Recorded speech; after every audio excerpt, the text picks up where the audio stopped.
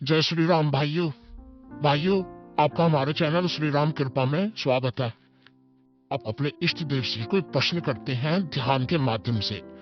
आप पूजा पर बैठे हुए हैं और कोई ऐसा प्रश्न जो आप उनसे पूछना चाहते हैं, उनसे जवाब लेना चाहते हैं।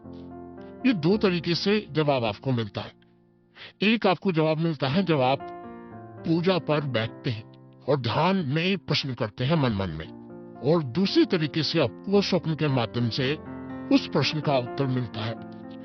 पर कभी भी देवी देवता आपको सीधी तरीके से ये नहीं बताते कि इस प्रश्न का उत्तर ये है। जैसे आप किसी व्यक्ति के बारे में पूछ रहे हैं, उसका नाम क्या है, तो वो पूरा नाम आपको नहीं बताते, ना दिखाते। पहले बात तो ये कि जिस देवता से आप अपने प्रश्न का उत्तर पूछ रहे हैं, चाहे वो कोई भी देवी देवता क्यों ना हो, चाहे वो कोई ग्रामीण देवता हो या फिर उच्च कोटि का कोई देवता जैसे भगवान शिव या भगवान कृष्ण या बाबा मोहन राम, रामसा पीर, गोगजहर वीर, गुरु गोरखनाथ जी महाराज या माता काली, अन्य कोई देवी देवता, तो वो स्वप्न के माध्यम से और ध्यान के माध्यम से आपके प्रश्न का उत्तर आपको देते हैं। वही मैं पहले भी बता चुका हूं कि ऐसा नहीं है कि कोई साधक सिद्ध होगा, उसने बहुत ज्यादा तपस्या की होगी, बहुत ज्यादा पूजा की होगी, उसी को वो उनके प्रश्नों का उत्तर देते हैं। जो व्यक्ति पूर्ण श्रद्धा विश्वास के साथ नियमों में पूजा पाठ करता है, वो समय पर करता है, उसको उसके प्रश्न का उत्तर वो जरूर देते हैं, स्वप्न के माध्यम से दे या फिर ध्यान के माध्यम से दे। पर समझना आपको होता है, अगर आप किसी व्यक्ति के बारे में पूछ रहे हैं तो वो आपको उसका पूरा नाम नहीं बताएंगे, संकेत देंगे। जैसे किसी का नाम राजेश है तो आपको रा इस तरीके से दिखा दिया। उदाहरण के लिए मैं आपको बता दूं, जैसे आपके घर में चोरी हो गई और आपको शक है, 3-4 लोगों पर शक है। सिंपल सी बात है, शक होता ही है, क्योंकि चोरी होती है तो 10 लोगों के नाम सामने आते हैं। पर जब आप ध्यान लगाकर बैठते हैं या स्वप्न के माध्यम से ये पूछते हैं, आप सोने से पहले ये प्रश्न कर सोते हैं कि जो भी आपके इष्ट देव है, चाहे वो हनुमान जी महाराज है, कि बाबा मेरे घर में चोरी हुई है, इस नाम से मेरे घर है, यानी कि आप आपके घर में जो बड़े बुजुर्ग हैं, बड़े हैं, उनके बारे में बताओ, उनका नाम बताओगे। जैसे किसी का जो घर है, आपके माता का नाम रामेश्वरी है, तो आप कहोगे रामेश्वरी के घर में चोरी हुई है बाबा, उनके घर में चोरी किस कारण से हुई, चाहे वो आपका घर है, पर नाम घर का जो बड़ा है उसका लोगे, तो फिर वो आपको एक नाम दिखाएंगे। पर ऐसा नहीं कि पूरा नाम आपको बता दिया, वो दो तरीके से आपको बताएंगे। तो हल्की सी आपको झलक दिखाएंगे शक्ल की, हल्की सी झलक दिखाएंगे शक्ल आपको, हाँ ये पता चल जाएगा आपको ये व्यक्ति है।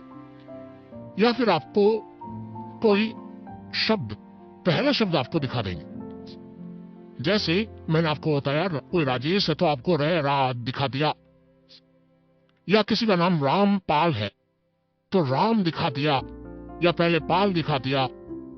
तो संकेत देते हैं वो आपको, ऐसा नहीं कि डायरेक्ट खड़े हुए आपके सामने। पर ये जरूर मैं कहूंगा, क्योंकि ये मेरा खुद का अनुभव है और जितने लोगों से मैं जुड़ा हूं, जितने लोगों से मैं मिला हूं, कई लोगों ने पूजा शुरू की है, कईयों की पूजा स्टार्ट करवाई है, कई लोग साधना कर रहे हैं, और कई ऐसे शिष्य भी हैं जो पूजा कर रहे हैं। तो सबका अनुभव है कि वो संकेत इस प्रकार से आपको देते हैं।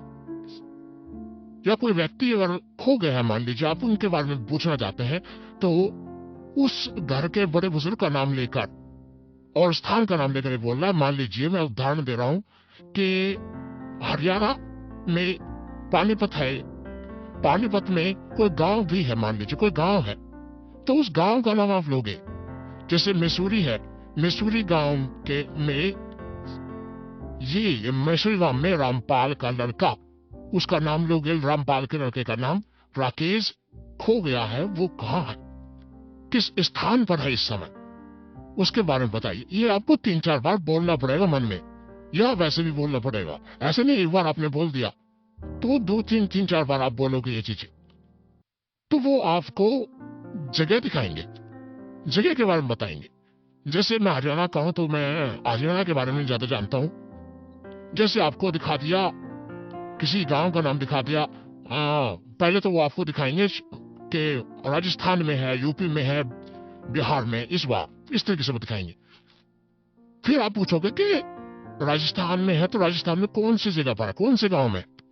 तो वो राजस्थान में आपको किसी गांव का पहला अक्षर दिखाएंगे, या दो नाम आपको दिखा देंगे, आपको जोड़ने होंगे।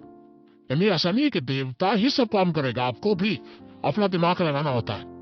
पर यह सच है कि वो आपको सत्य बताएंगे, ये आपका वहम नहीं होगा। शुरुआत में आपको लग सकता है कि यार मुझे पता ही नहीं चल रहा कुछ, गुरु जी ने बताया था कि ध्यान में बताते हैं, एकदम नहीं बताते। एक बात और मैं आपको बता दूं, इस क्रिया के लिए आपने देवता से ले, जिस देवता को आप पूजते हैं उनसे संपर्क बनाने के लिए आपको लगभग 1 घंटा देना पड़ेगा।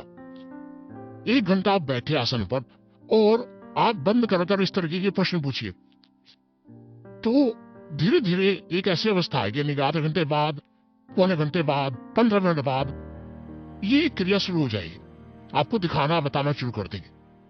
फिर आप ये समझ जाएंगे कि देवता कैसे संकेत देते हैं।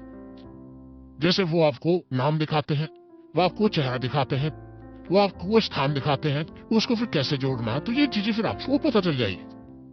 और फिर आप के अभ्यास में ये चीज आ जाएगी कि हाँ, ऐसा देवता जो है या मेरे जो भगवान इष्ट देव हैं वो इस प्रकार से मुझे बताते हैं, तो फिर आप उसी प्रकार से पूछेंगे और फिर आपको समय नहीं लगेगा, क्योंकि आपको पता चल चुका कि संकेत कैसे दे रहे। शुरुआत में आपको ऐसा लग सकता है कि ये मेरा खुद का वहम है, पर सत्य ये है कि वो वहम नहीं होता, क्योंकि विश्वास अगर करते हो तो वो सत्य है, विश्वास नहीं करते तो वो वहम ही है। हम जो भगवान को भोजन देते हैं, हम भगवान को जो प्रसाद में अर्पित करते हैं, वो भगवान थोड़ी आते उसे खाने के लिए, या वो घटता है, देखो आप वो ऐसे कैसे पड़ा रहता है। पर आप विश्वास करते हैं कि उन्होंने भोजन कर लिया, आप विश्वास करते हैं कि उन्होंने प्रसाद ग्रहण कर लिया, तो उन्होंने कर दिया और फिर उसे प्रसाद के रूप में आप बांटते हैं, तो सब आपका विश्वास होता है। जब आप विश्वास करते हैं, आप जैसे भक्ताई में दिया रखा जाता है और उससे आगे अग्यारी रखी जाती है 1-2 इंच पे, 1 इंच पे रखी जाती है अग्यारी, आधा इंच 1 इंच पे अग्यारी रखी जाती है, उपला जो होता है उसको जलाकर रखते हैं। अलग अलग देवताओं के लिए 5 रखते हैं, 7 रखते हैं, 4 रखते हैं, 3 रखते हैं, इस तरीके से। तो जब उसमें देवता का नाम लेके जब घी डाला जाता है, तो उस दिए में से जोत आती है उस अग्यारी पर। तो अब इसे अगर ये लोग समझे, वहम समझे कि यार ये तो आता ही है, बिना देवता के भी आ जाता है, तो जब अग्यारी जल दिया तो दीपक जल रहा है। पर मैं आपको बता दूं, ये मेरा खुद का अनुभव है कि दीपक के कितनी ही पास अग्यारी रख लो और घी डालते रहो, देवता नहीं आते, वो आएंगे ही नहीं। अगर उनको नहीं आना होगा तो नहीं आएंगे, उसमें मतलब जो अग्नि प्रज्वलित नहीं होगी। और जब देवता आएंगे, उनका आवाहन करोगे तो 1 से 2 इंच, 1.5 इंच के दायरे में भी वहां से ज्योत प्रकट हो जाएगी, जब आप विश्वास करते हैं। तो इसलिए विश्वास कीजिए जिनकी आप पूजा कर रहे हैं, और आप देखेंगे कि धीरे धीरे वो आपको बताना शुरू कर देंगे। तो मुझे आशा है ये जानकारी आपको पसंद आई होगी। बोलो हरे कृष्ण कृष्ण कृष्ण हरे हरे, हरे राम राम राम हरे हरे।